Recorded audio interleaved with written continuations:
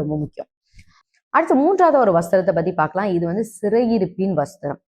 இந்த வஸ்திரம் நமக்குள்ள இருந்துச்சு, காணப்பட்டுச்சு அப்படின்னா என்ன நடக்கும் அப்படின்னா, அதாவது ஒரு பிறர் சொன்ன ஒரு குற்றச்சாட்டு இன்னும் நம்ம வாழ்க்கையில நிரூபிக்கப்படலை அப்படின்னு அர்த்தம். ஆண்டவர் நம்ம வாழ்க்கையில நியாயாதிபதியா வரணும் அப்படின்னு நம்ம ப்ரேயர் பண்ணணும். எப்ப யோசேப்பு வந்து சிறையில இருந்தாரு அப்படின்னா,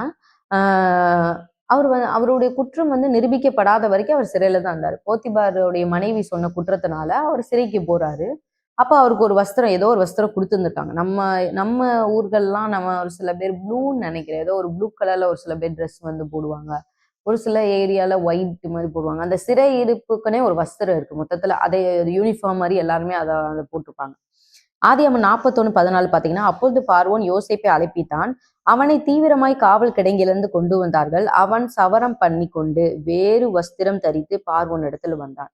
மொத்தத்துல அந்த ஜெயில உள்ள அந்த வஸ்திரத்தை எடுத்துட்டு வேறு வஸ்திரத்தை போட்டு நீட்டா ஷேவ் பண்ணி வெளியே கொண்டு வராங்க. அப்ப இன்னைக்கு கூட சிறையிருப்பு வஸ்திரம் நம்ம வாழ்க்கையில இருந்துச்சுன்னு வைங்களேன்,